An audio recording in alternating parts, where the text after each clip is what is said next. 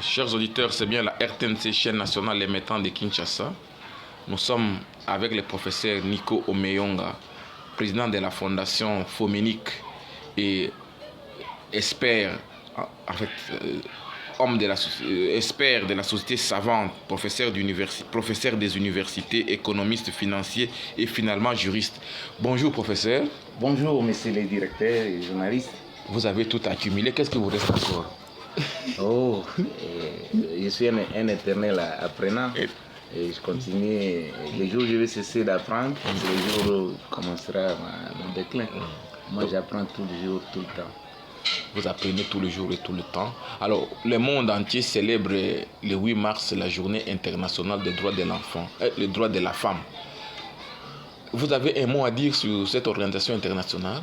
Oui, j'ai un mot à dire parce que vous m'avez aussi présenté comme président de la fondation Omeyonga Nico, Foménique en sigle. Et dans cette fondation dont j'ai l'honneur de diriger, j'ai des acteurs principaux dans la fondation. J'ai d'une part les mamans. Je préfère les... Chers auditeurs, c'est bien la RTNC, chaîne nationale émettant de Kinshasa. Nous sommes avec le professeur Nico Omeyonga, président de la fondation Foménique et expert, expert de la société savante, professeur des universités, économiste, financier et finalement juriste. Bonjour professeur. Bonjour messieurs les directeurs et journalistes. Vous avez tout accumulé, qu'est-ce qui vous reste encore? Oh, je suis un éternel apprenant. Et je continue. Les jours où je vais cesser d'apprendre, c'est les jours où commencera mon déclin. Moi, j'apprends tous les jours, tout le temps. Vous apprenez tous les jours et tout le temps. Alors, le monde entier célèbre le 8 mars la journée internationale des droits de l'enfant, les droits de la femme. Vous avez un mot à dire sur cette organisation internationale? Oui, j'ai un mot à dire parce que vous m'avez aussi présenté comme président de la fondation Omeyonga Nico, Foménique en sigle. Et dans cette fondation dont j'ai l'honneur de diriger, j'ai des acteurs principaux dans la fondation. J'ai d'une part les mamans. Je préfère les appeler mamans. Les mamans, oui, ce sont des mamans. Et de l'autre part, les jeunes. Donc, quand il y a une question qui touche à la femme, aux mamans, ça m'intéresse au plus haut point. Donc, la journée d'aujourd'hui, c'est une journée, parce qu'il faut les noter, ça a commencé par être une journée internationale de la femme. Mais je crois, le monde a compris que ça ne devrait pas se limiter seulement à la journée internationale de la femme, ça doit être une journée internationale de lutte des droits de la femme. Parce que, comme vous le savez, dans notre pays, la femme est chosifiée, elle est canardée, elle est tuée, violentée à tous les jours dans l'est du pays. Donc, ce jour ici, c'est un jour mémorable, c'est un jour qui doit nous interpeller, nous en tant qu'élite du savoir, pour considérer que la femme, c'est l'égal de l'homme aujourd'hui au terme de la parité. Donc, même la Bible les reconnaît en disant qu'il est semblable. Donc, autant nous revendiquons les droits de l'humanité des hommes, autant nous devons les faire aussi pour nos femmes, parce que il faut noter, on dit toujours éduquer une femme, c'est éduquer une nation. Donc, on doit commencer d'abord à protéger la femme, à reconnaître ses droits, et ainsi, le monde paritaire pourra devenir une réalité dans notre pays. Donc pour vous, on a vraiment raison de dire que c'est la journée de la lutte pour les droits de la femme. C'est positif. Pas seulement le 8 mars, journée de la femme, journée des femmes, mais c'est l'expression lutte sur les droits des femmes qui doit l'emporter. Oui, parce que moi je voudrais que la démarche soit une démarche des acteurs ou des actrices parce qu'il s'agit des femmes. Je ne voudrais pas que ce soit une journée qu'on octroie les droits aux femmes, mais ça doit être une œuvre salvatrice des femmes elles-mêmes qui doit être au premier plan pour revendiquer les droits. Les droits comme la liberté ne sont jamais donnés, un acquis, mais c'est une conquête permanente. Donc j'exhorte encore une fois que la femme congolaise, la femme particulièrement de la Foménique, prennent conscience de cette journée et se dire que non, fini tout ce que nous avons connu jusqu'ici, violation massive des droits de la femme et la violence sexuelle, toute forme de violence qui avile la femme doit être bannie dans notre pays et que celle qui peut la défendre le mieux, c'est la femme elle-même. Nous sommes là seulement pour les accompagner, pour les encourager, mais je voudrais que la femme prenne à bras le corps ses droits et le défendre. Un droit qui n'est pas défendu ne peut pas être respecté. Donc la femme doit lutter toujours pour conquérir l'entièreté de ses droits, parce que jusque-là, depuis la coutume, on dit que la femme a toujours été malmenée, et pourtant, la femme c'est l'égal de l'homme, la femme c'est notre mère finalement, cette femme-là c'est notre mère, c'est notre sœur. Non, c'est les mères, c'est même c'est elle qui est à la base de la vie. Oui. Et souvenez-vous, c'est vrai que nous, en tant que chrétiens, et si je suis chrétien, c'est parce que Jésus-Christ a choisi de passer par la femme, de naître par la femme. Donc nous, en tant que chrétiens, nous avons beaucoup d'estimation et de considération à l'égard de la femme. C'est elle qui nous porte 9 mois. Et c'est elle qui nous, dès les premiers jours, qui nous berce, qui nous nourrit. Elle assume beaucoup de fonctions. Mais il dit, ici, plus que jamais, nous devons bannir tous les clichés qui ont caractérisé la femme congolaise, qui autrefois on considérait qu'elle devait jouer le rôle de second plan, sinon un rôle marginal. Aujourd'hui, la femme comme l'homme deviennent des acteurs principaux du devenir de la nation. Donc, et pour qu'il devienne réellement, on doit lui doter de tout ce qu'il faut, de tous ses droits et de tous les moyens, de manière à s'affirmer comme un être à part entière et non un être entièrement à part. Voilà les credos pour la Foménique et la lutte qui est la mienne. Je suis là pour accompagner toutes les femmes du monde, particulièrement celles du Congo. Et des Foméniques. Et des Foméniques, naturellement. Donc, un mois entier pour rappeler aux femmes qu'elles doivent lutter comme les hommes. En fait, ce sont les hommes finalement qui oppressent les femmes. Il faut parler plus aux hommes, de comprendre que les femmes ont autant de droits que nous, plutôt que de laisser aux femmes seules se battre. En fait, un mois pour réfléchir, mais avec les hommes. Avec les hommes, parce qu'aujourd'hui, quand nous décrions, nous déplorons ce qui se passe, des tueries à répétition dans l'est du pays, c'est l'œuvre des hommes. Parce que les combattants, les rebelles, l'agresseur, en réalité, c'est l'homme. Et ici, il est temps que nous puissions interpeller l'agresseur qui est en train de violenter, qui est en train de tuer sa mère, qui est en train de tuer sa sœur, qui est en train de tuer sa fille, qui doit comprendre que chaque fois qu'elle tue la femme, elle est en train de tuer de martyriser sa femme, de martyriser sa sœur ou sa mère. Donc ici, nous appelons un appel solennel, un appel solennel à tous ces hommes du monde, parce que la souffrance ou la violation des droits des femmes, ce n'est pas seulement l'œuvre des Congolais, mais partout à travers le monde. Mais comme nous sommes au Congo, j'interpelle à tous ces gens qui, depuis, ça fait plus de 20 ans qu'on est en train de tuer, de violer la femme. Je crois qu'il est temps que nous instaurons la culture de la paix. Et il y a des questions même importantes qui peuvent se régler au moyen de dialogue. Je ne pense pas que la violence peut apporter. Et chaque fois que la violence apporte une solution, c'est une solution précaire. Et la violence appelle la violence. Donc ils doivent arrêter. Ils doivent arrêter parce que tuer les femmes, c'est menacer l'humanité finalement. Et tuer les femmes, c'est menacer l'humanité parce que c'est la femme qui est à la base de l'humanité. Quand on tue les femmes, donc on est en train de restreindre la maternité, on est en train de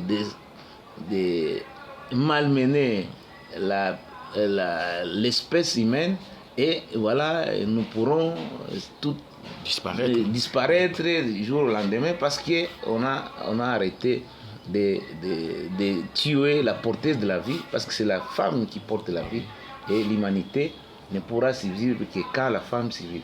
Si on ne le fait pas, donc aujourd'hui nous devons interpeller dans tous les hommes politiques, les clergés, catholiques comme protestants, l'élite du savoir que nous sommes, nous devons nous liguer, nous devons mener ce combat pour que ce combat ne soit pas seulement une journée pour célébrer ou un mois pour célébrer, mais ça devrait être pour moi. Et cette lutte des femmes ne peut pas être une lutte qui s'inscrit dans la durée d'un mois. Non, ça doit être une lutte au quotidien. Chaque jour, chaque fois qu'on se réveille, la femme doit réaliser qu'il doit lutter et qu'il ne doit pas toujours attendre de l'homme. Il ne faut pas cette attitude d'assistance. Non, je veux que la femme devienne actrice elle-même, qu'elle lutte d'abord seule et que nous soyons là pour l'accompagner. Que nous soyons là pour l'accompagner, mais les femmes dans de pareils jours comme ça, elles préfèrent l'autonomisation, on dit l'autonomisation de la femme. Mais la femme est d'abord née autonome parce qu'elle cherche les moyens économiques pour être autonome. Elle se débrouille, elle travaille, mais qu'est-ce qu'on lui doit encore? Non, qu'est-ce qu'on lui doit encore? Parce qu'aujourd'hui, vous parlez, elle travaille, c'est vrai, mais quand vous regardez dans l'échelle de la pauvreté dans notre pays, vous conviendrez avec moi que autant la femme participe à la création des richesses, mais autant aussi la grande majorité de ceux qui sont victimes de la pauvreté, c'est la femme. Donc moi, j'ai toujours cru que pour atteindre un niveau acceptable, pour que la parité devienne une réalité dans notre pays, il faut, encore une fois, créer des conditions optimales. Je ne suis pas dans ceux qui pensent qu'on octroie, non, on n'octroie pas, les droits s'acquièrent.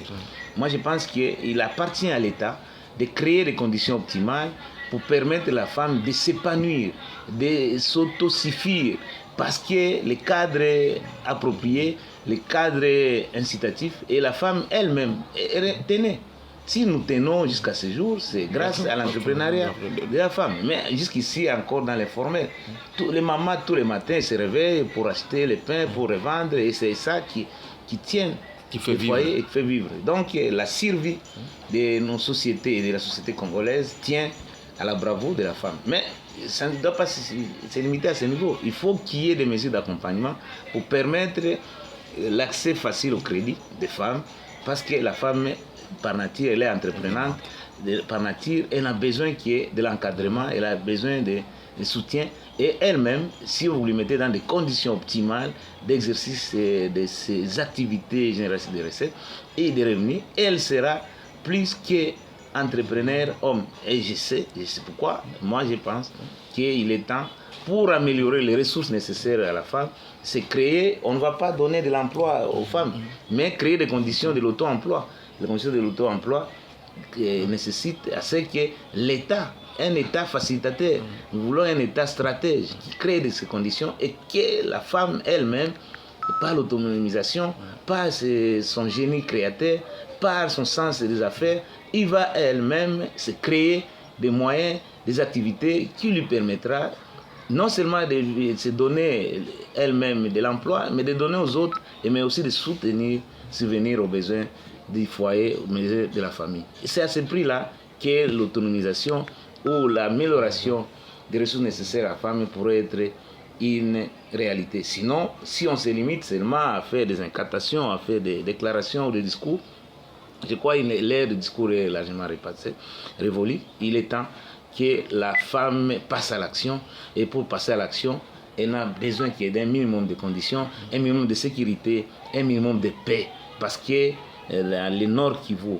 dans l'Est en général, la femme qui pouvait nourrir la population par l'agriculture, par les activités génératives de revenus, elle ne sait pas œuvrer parce que dans un environnement conflictogène, belliciste, comme c'est le cas, ça ne permet pas, ça ne favorise pas, ça ne permet pas à la femme de se prendre en charge et de s'autodéterminer pour finalement créer des richesses additionnelles qui permettent à faire avancer la localité, la province et pourquoi pas les pays.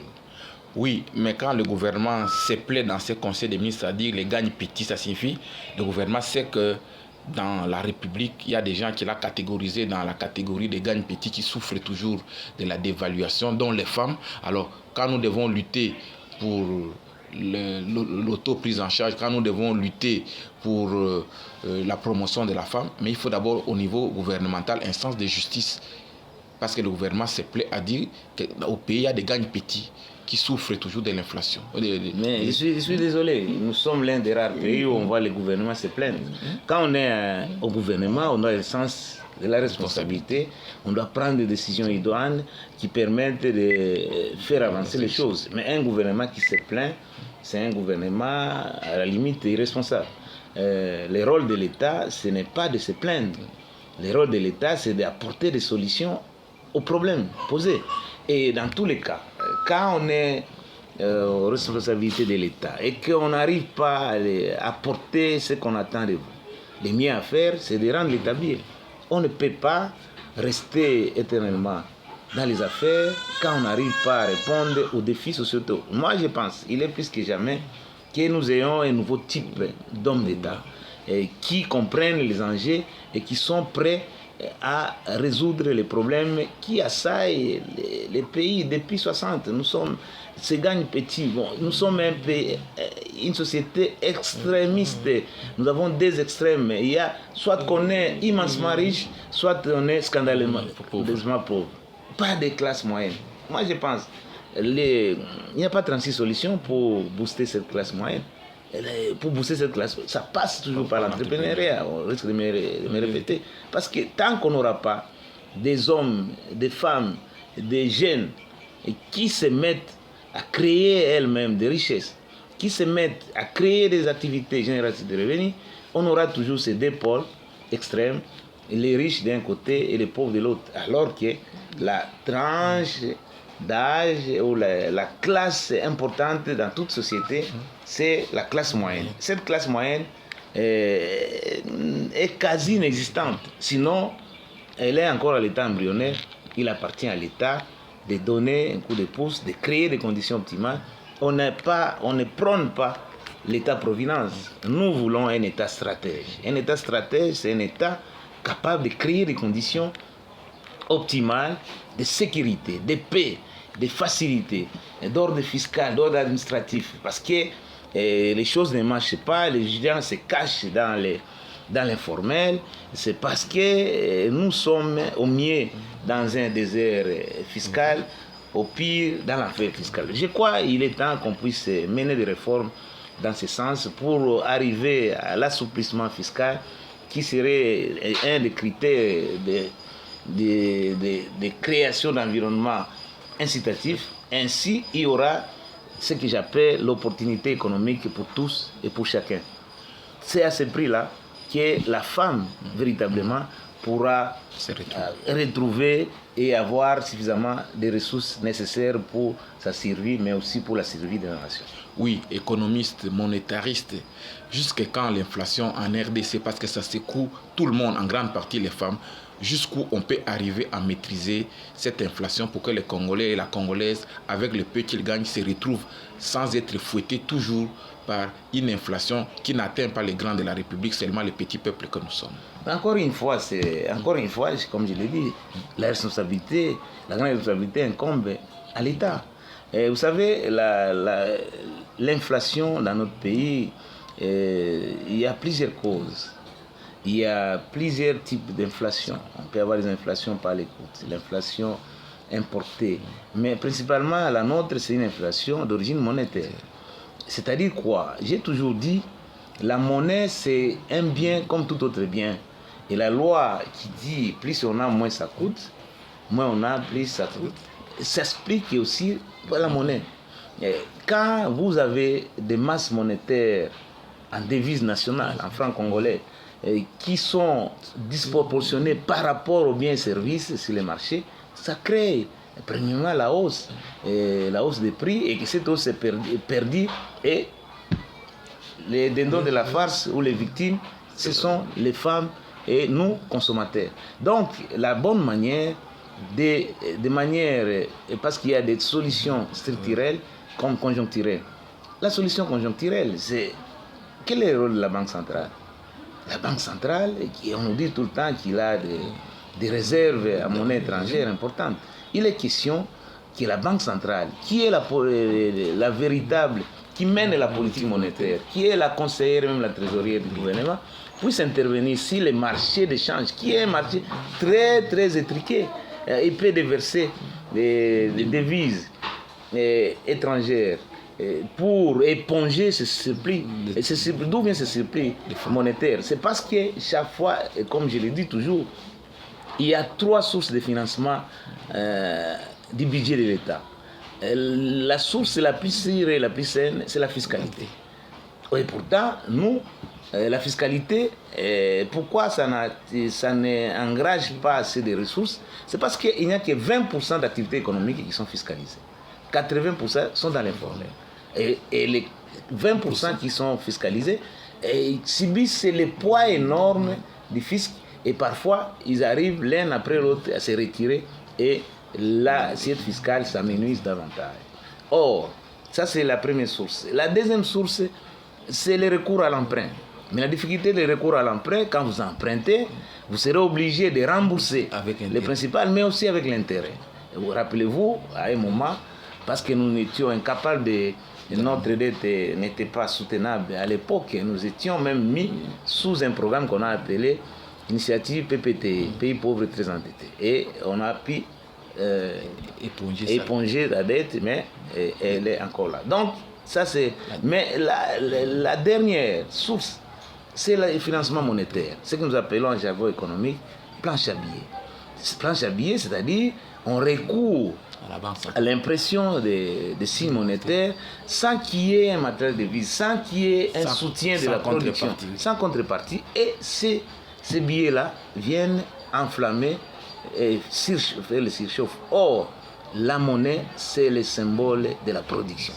C'est-à-dire on ne peut pas avoir de la monnaie, on ne peut pas émettre des signes monétaires dès lors qu'on n'a pas produit. Or, comme vous le savez, nous sommes une société de consommation. Nous ne produisons rien, nous importons tout. Même tout ce qui peut être, même, vous vous rendez compte, même les aiguilles, la cure-dent, tout est importé. Donc c'est la devise. Et pour importer, on importe en devise. Alors, ces importateurs, chaque fois, ils vendent d'abord au départ en francs congolais et en dollars.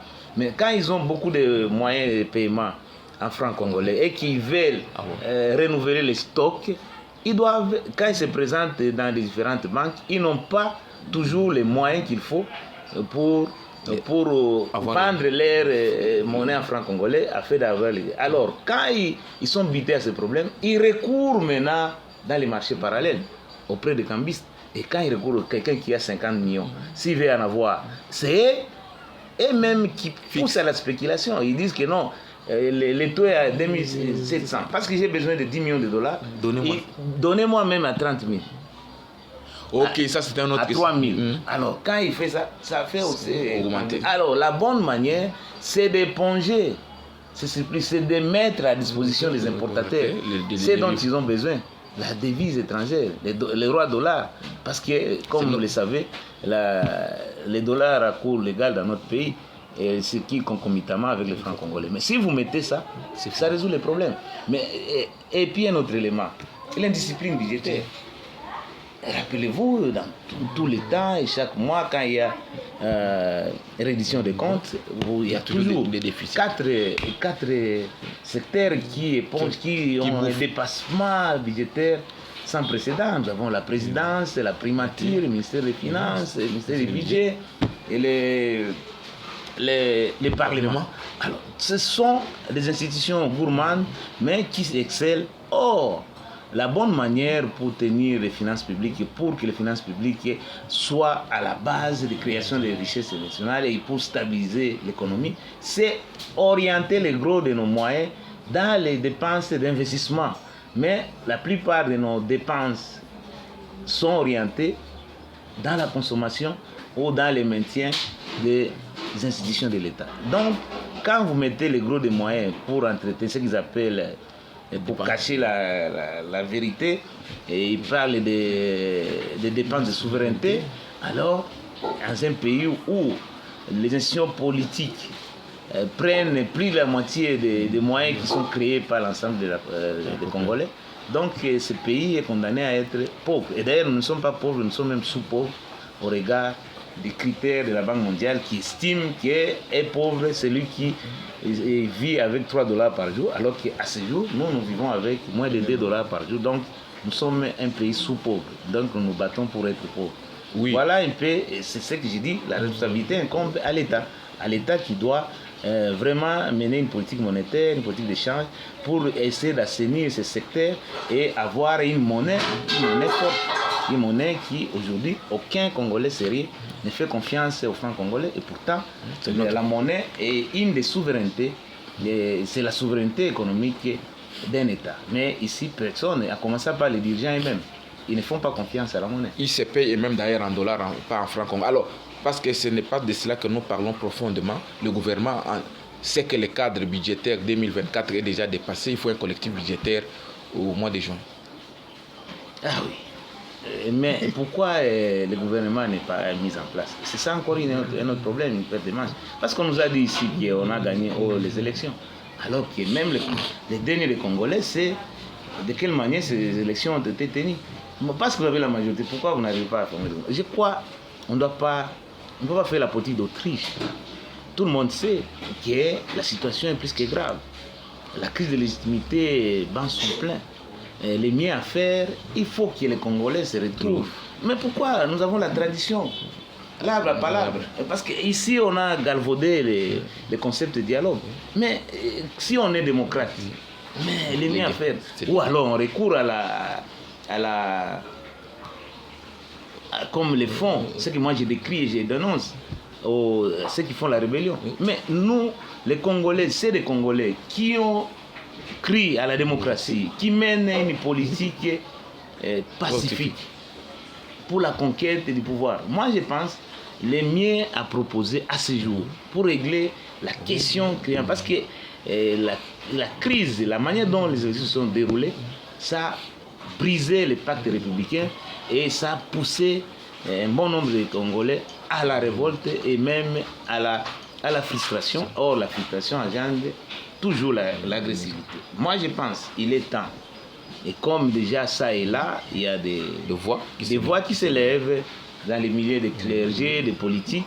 Moi, je pense qu'il ne sera pas tard de se retrouver. Parce que ici, les gens redoutent toujours quand on parle de dialogue, on croit que c'est toujours le partage du pouvoir. Non, on doit se parler. Il y a la guerre qui est là. Nous avons des ennemis ici qui risquait de remettre en cause le pacte républicain. Il y a la guerre dans l'est du pays, mais il y a aussi la crise de légitimité.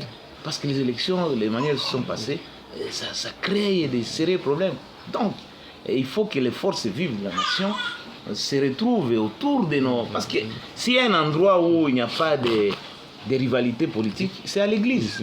Parce que dans nos églises, là, nous côtoyons, nous asseyons côte à côte, c'est de l'opposition comme c'est de la majorité. Et au moins, en tout cas dans l'église, la vraie, ici je fais allusion à l'église catholique et à l'église protestante, parce que ce sont les deux là qui sont assez représentatifs. Je sais aussi, il y a d'autres églises pentecôtistes, les églises des réveils, tout ça, ils sont là. Mais quand je prends les deux églises les plus représentatives, l'église protestante et catholique, c'est là où tout le monde se retrouve. Mais comment nous, pour prier, on peut se mettre ensemble? Mais pour discuter de la nation, on se regarde en chair de faïence. Je crois qu'il est temps. Le temps presse. Et si on ne se pas temps, nous risquons, parce que la question de la balkanisation, déjà dénoncée par Lumumba en 1960, elle est toujours d'actualité. Or, si le pays est balkanisé, vous serez président de quoi? Vous serez ministre de quoi? Il est temps d'abord, la patrie passe avant toute autre considération. Je crois qu'il n'est pas question de se complaire dans un positionnement parfois rétrograde au motif qu'on doit jouir des privilèges et de l'honneur. Non, à quoi être ministre si on ne sait pas répondre aux défis sociaux? À quoi être ministre si une bonne partie de la population est en train d'être tuée, violentée? Moi, je pense qu'il faut que la classe politique se retrouve. Mais mieux, il faut que les forces vives de la nation se réunissent, parce que ça ne sera pas seulement une question de la classe politique. Le pays, s'il n'appartient pas seulement à la classe politique, il faut que nous, l'élite du savoir, l'élite du pouvoir, l'élite religieuse, et sous la médiation même, la facilitation de l'église catholique et de l'église protestante, nous, les enfants de ce pays, et nous avons toujours la tradition. Depuis 60, chaque fois qu'il y a des problèmes, on se retrouve pour discuter et trouver un consensus minimal pour la gestion consensuelle du pays. Je crois que c'est à ce prix-là. Sinon, si on se dit que non, on a gagné, les autres là, ils peuvent aller se faire voir ailleurs, ce sera la pire des hypothèses et la pire des solutions qui risquent de nous mettre en difficulté. Moi, je pense qu'il est temps que les hommes d'État se retrouvent. Je vous dis, c'est les hommes d'État. Et moi, j'ai toujours dit ceci. Quand on est un homme d'État, on doit cesser d'avoir l'état d'âme, mais on doit avoir l'âme de l'État. Un homme d'État ne voit pas seulement ses intérêts présents actuels, mais va au-delà de ses intérêts et il voit les intérêts de toute la nation. Moi, je pense que l'heure a sonné pour que ces dialogues, appelez-les comme vous voulez, dialogue, discussion directe, concertation, quoi, tous ces concepts-là ont comme point commun l'arbre à palabre, qui est une tradition africaine et qui a réussi à résoudre un certain nombre de problèmes. En Afrique, même ici, nous-mêmes, Congolais, nous avons la tradition de l'arbre à palabre. Chaque fois que ça ne marche pas, et si déjà les gens qui se sont tirés d'ici, qui se sont retrouvés en Afrique du Sud, on a trouvé des solutions. Mais ici, il faut noter, je ne suis pas de ceux-là qui pensent que pour faire des revendications politiques, il faut recourir à la violence, aux armes, parce que sinon ça sera une prime à la violence. Et je pense que ceux-là qui ont pris les armes pour mettre en main la patrie, je crois qu'ils n'ont pas voix au chapitre. Quand je parle de dialogue ici, entre Congolais, je vois des gens qui ont opté pour la démocratie, qui croient à la démocratie et qui considèrent que les règlements des conflits peuvent se faire de manière à l'amiable, mais pas de voie pacifique. Et non par la belligérance qui a des conséquences. Et on a beaucoup de victimes collatérales. Aujourd'hui, nous célébrons la femme et cette femme-là, elle est toujours victime et depuis plus de 20 ans. Donc, professeur Oméong, on va finir pour vous. Les dialogues, la concertation, ce n'est pas le partage du pouvoir, mais c'est mettre les esprits ensemble pour solutionner les grands problèmes de la balkanisation du Congo. Oui, non. Donc, remettre les esprits ensemble. Rassurez-vous, prof Oméong n'est ni demandeur, ni preneur de quelques postes de responsabilité, mais nous nous mettons au-dessus de toutes ces considérations politiques et politiciennes, de positionnement. Mais moi, je suis un véritable patriote. Moi, je vois que le pays est en danger. Il faut sauver. La RDC est en danger, il faut la sauver. Parce que le bien le plus précieux pour tout Congolais doit être la patrie. Mais une fois que la patrie est en danger, les esprits, les grands esprits comme nous, se réveillent et puis se mettent ensemble pour discuter nation et non parti politique. Je suis désolé. Et nous devons privilégier l'intérêt commun qui est la sauvegarde de la patrie.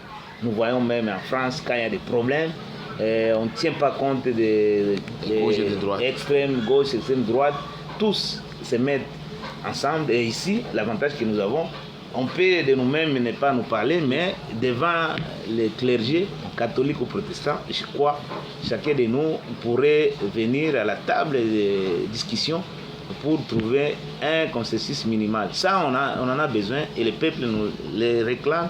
Et à chaque fois que je suis dans les auditoires, c'est les cris de détresse des étudiants qui m'interpellent, qui disent que non, il faut dire un mot dans ce sens pour que ce dialogue, que cet arbre à palabre est lié le plus tôt possible. Ainsi, tout le reste pourra suivre et que la solution durable pourra intervenir, parce que la solution ici de la belligérance, ce serait toujours une solution précaire, alors que la solution sous l'arbre à palabre sont des solutions durables qui peuvent sauver la patrie en danger. Nous n'en voulons plus.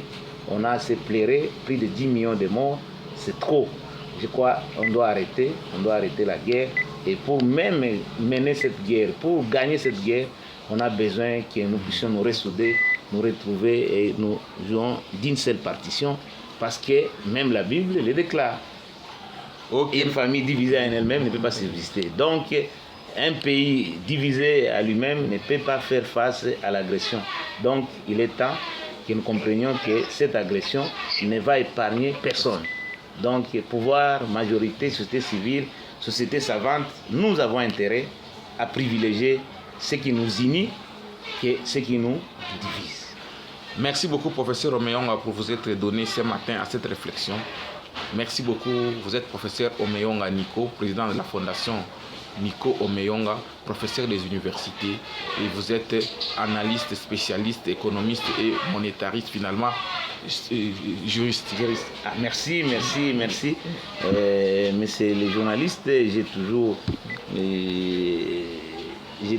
me suis toujours disponibilisé à vous recevoir à tout moment. Que vous avez une question, parce que vous êtes à la recherche de l'information, nous sommes là pour donner de la voix, parce que nous croyons que ce pays ne pourra survivre que grâce à l'élite. Dans tous les pays du monde, c'est l'élite qui est à l'avant-plan et non les barbares, les marginaux sociaux, comme c'est le cas actuel. Il faut laisser la place à l'élite, et que c'est l'élite-là qui pourra faire en sorte que la RDC survive, que la RDC devienne réellement une grande nation et la locomotive du développement de l'Afrique. Merci beaucoup, professeur Nico Omeyonga. Merci, monsieur le journaliste.